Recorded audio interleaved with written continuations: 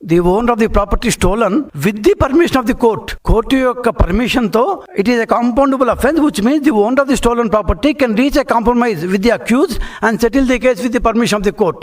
Owner of the stolen property court యొక్క permission తో దొంగతనం చేసిన వాడు మొత్తం కట్టేస్తే దాని మీద కాంపౌండబుల్ చేసుకోవచ్చు, అంటే వాడి దగ్గర నుంచి మొత్తం డబ్బు తీసుకుని కోర్టు పర్మిషన్ చేయొచ్చు. కానీ ఇక్కడ owner of the stolen property ఎవరు? Owner of the stolen property దేవుడి డబ్బుది. దేవుడి డబ్బు ఎవరిది?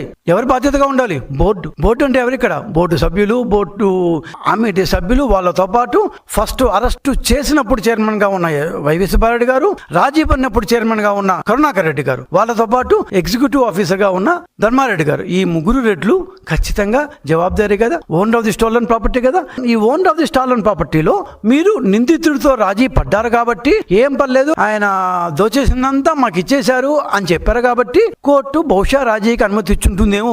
ఎందుకు ఇచ్చుండొచ్చు అంటే 381 లో ఈ లూప్ హోల్ ఉంది కాబట్టి ఈ లూప్ హోల్ మీరు ఉపయోగించుకొని ఆ రవికుమార్ అనే వాడితో మీరు రాజీ కుదిర్చేసుకొని వాడు ఇచ్చిన డబ్బుని 14 కోట్ల రూపాయలు స్టాంప్ ఛార్జ్ ఉంటే మీరు 100 కోట్ల రూపాయలు దాని మార్కెట్ వాల్యూ అని చెప్పేసి మీరు దేవస్థానానికి ఇచ్చుకొని ఎంత ఇచ్చాడో, ఎంత తిన్నారో, ఏం చేశారో ఎవడికరిక హూటోల్. ఎందుకు మీరు అసలు ప్రజలకు చెప్పలేదు? ఇక్కడ ఒక చిన్న విషయం చెప్పాలి. కరుణాకర్ రెడ్డిని నీతులు చెప్తుంటాడు ప్రతి 4 రోజులకు ఒకసారి. తను చైర్మన్ కాగానే బోర్డు రిజల్యూషన్లు ఏవి ఇంటర్నెట్ లో పెట్టడం మానేశాడు. మొట్టమొదటి సమావేశం నుంచి కూడా what ever the resolution that the TTD board has taken as soon as Karunakar Reddy has become the chairman, he has stopped putting it in the internet, public domain లో పెట్టడం మానేశాడు. ఎందుకు? వై? ఇప్పుడంగా చెప్పండి కరుణాకర్ రెడ్డి గారు, మీరు ఇప్పుడు గమ్మని ఖాళీ కూర్చోవారు కదా, రోజుకు ప్రశ్న పెడతారు కదా, ఎందుకు? కనీసం వైవి సుబ్బారెడ్డి అన్న అప్పటిదాకా ఏమేం చేశామో అన్న చెప్పేవాడు. మీరు వచ్చిన తర్వాత ఎందుకు బోర్డు రిజల్యూషన్స్ అన్నింటినీ పబ్లిక్ డొమైన్ లో ఇంటర్నెట్ లో పెట్టడం మానేశారు? ఇలాంటివన్నీ మాకేమి తెలియదు. ఆ తర్వాత తెలిసింది ఇవన్నీ. మేము వచ్చిన తర్వాత మొత్తం తవ్వుతుంటే ఇవన్నీ వచ్చాయి బయటికి.